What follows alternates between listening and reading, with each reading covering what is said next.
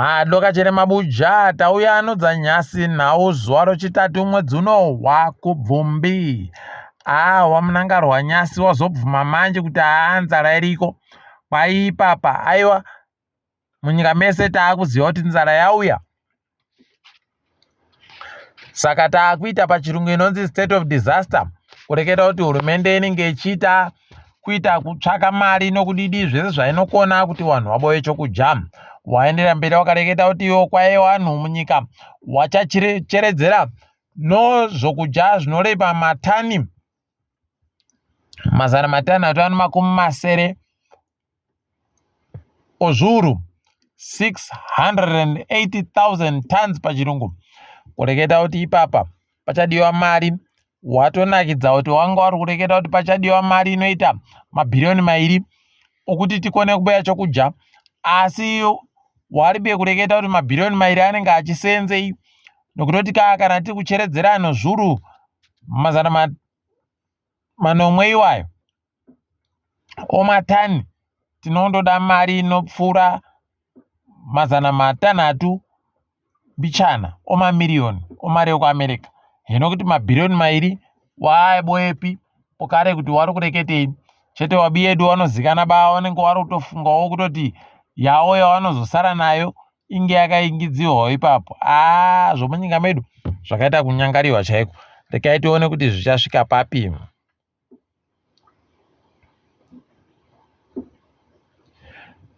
Kwaino USAID kuringa kwatagoita munyika mese, Zimbabwe yaita ng'ombe dzinopfuura zviuru zvipfumbamwe dzapfa nonzara. Kwaikuuya kwaita nzara hwendo huno kuribe chakuri kusiya, pakaita kunyangariwa chaiko. Rekai tigoona kuti zvinosvika papi izvozvi, asi zviri kuhwadza. Wabi yeduwo pamurewa papa maziva makore okudhara womabhazi wagodedzera murewa mutoko kureva kuti nzira yedu ibodziyo kamwe. Kwaiyo pamurewa papa watotanda izvezvi kuti mari dzese dzinobhadhawa dzichanyoriwa parisiti inonyoriwa pachipepa yakutoita kuprindiwa nomuchini.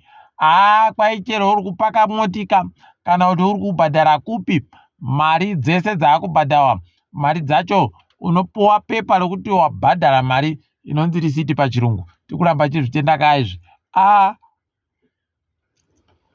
Hino kwedu nomabuja kuti zvichasvikawo rini? Tikita kuhwadziwa idi. Asi aiwa tiri kuzvitenda kuti wari kuita tusvino wabi yedu. Peno ndokuti tigokona kukopa dhoiri rakanaka.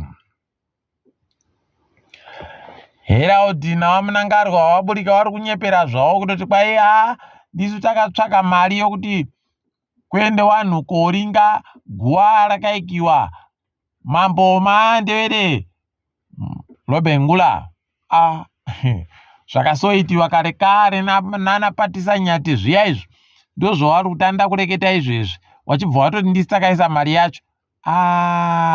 Idi dai wakaenda muromo pasaiti nokureketa kwakadandi, moti kana mvura inonaya vanhu vachiita mapwapwa akadando, idi zvakaita kunyangariwa. Rekai tigoona kuti zvinosvika papi. Asi kuziva kwedu, aiwa propaganda iyi inotonga banyika, inotekaedza banyika kuenda mberi. Kai tigoramba takaringa. Iyo nyasi wamunangarwa waonana naiye Fortune charumbira. Hino kuti wareketa nedzei tichagokunyepai kana paino dzimwe dzinenge dzaburika. Ndiye akabenutsiwa kuPan African Parliament.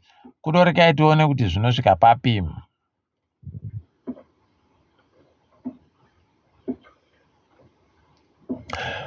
Zimbabwe Anti-Corruption Commission kwaipapa wasunga Brian Murewa.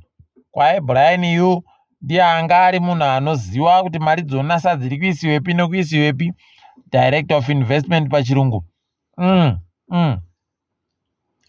Kuno wagoti kwai anga ari kutiza mapurisa nokusungiwa kogore ribodzi, waribe kumboya asi nyasi wazomuboya iko kumba kwache kuBorodale.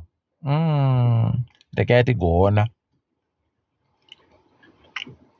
tione kuti zvinosvikepi. Mapurisa agoreketa nyasi kuti muchinda uya akanga atiza makore 3 apfuura ngora 2021 asi aponda vanhu ari kunzi Peter Dube paagosiya vaponda vanhu 2 akakuwadza vamwe kugweduku. Kwaipa paabatiwa abenutsiwa. Saka rekai tigoona kuti anenge achiperera papi nyaya yache. Tinoramba takandoringa kuti inenge ichienda nokupi. Watiwo mapurisa achapinda muDarodzimhosva makuno yano. Rekai tigoramba takaringa tichizviona pazvinenge zvakiitika. Kuramba vanhu vachidzingirisana nomapurisa okanzuru kwakuita kuhwadza. Kureketa kuno palibe ari kuziya nokumugwisisa kuti zvii zvinonyatsakuitika chaizvo. Asi zvakaita kunyangariwa.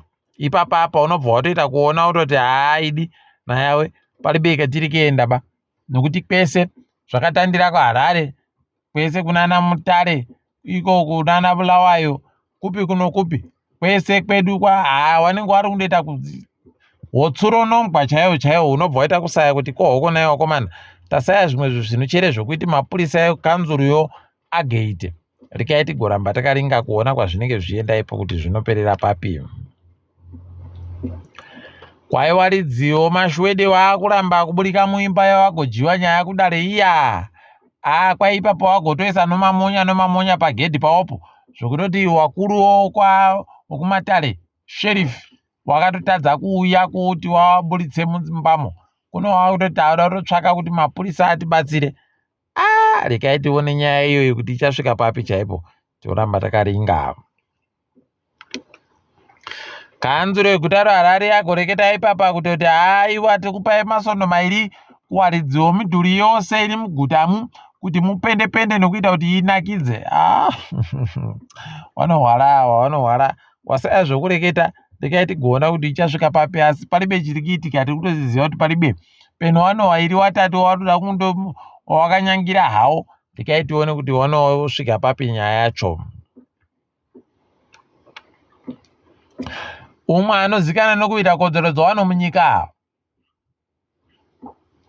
Justina Mukoko, agoendesa Muturi Ncube kuDarodzimhosva kuti kwai Muturi Ncube agoisa mari kukomisheni inoringana zvokurekererana National Peace and Reconciliation Commission.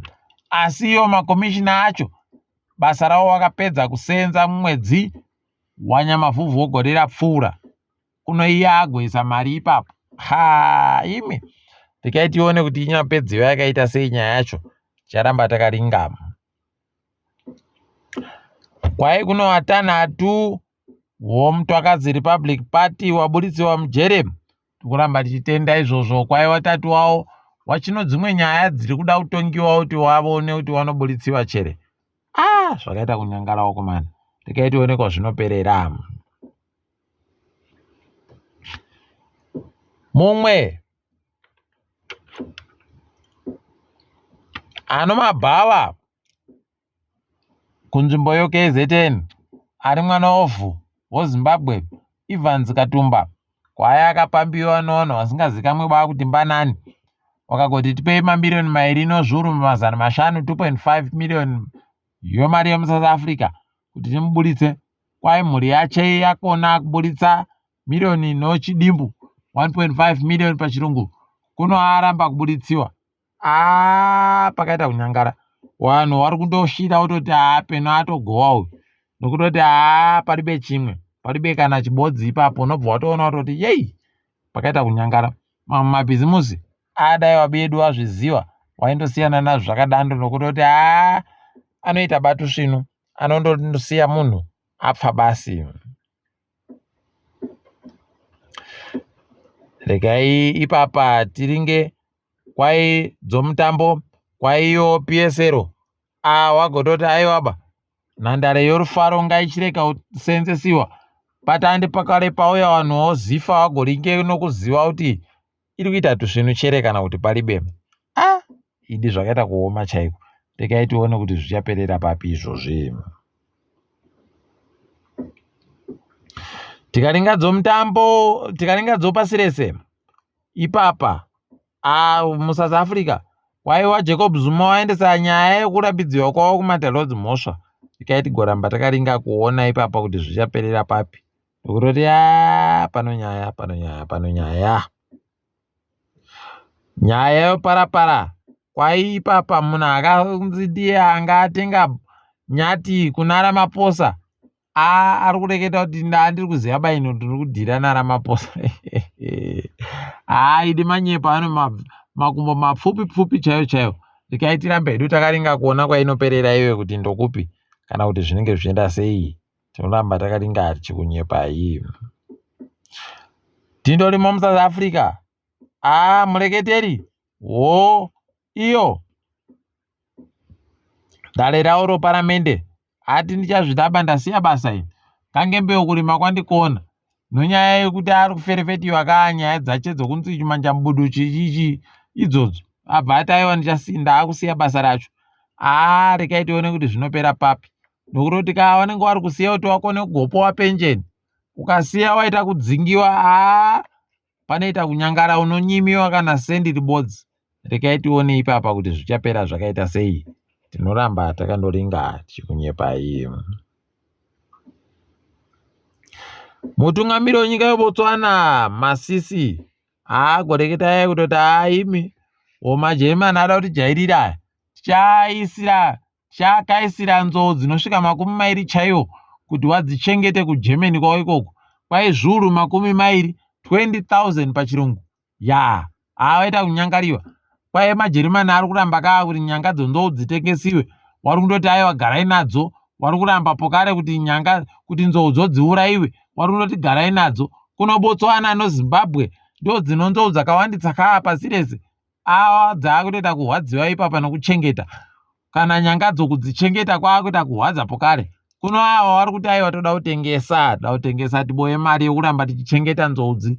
Kuno regai tione ipapa pakaita kunyangariwa. maJeremani akaita zvokutamba anoona aunzi hwanzou idi.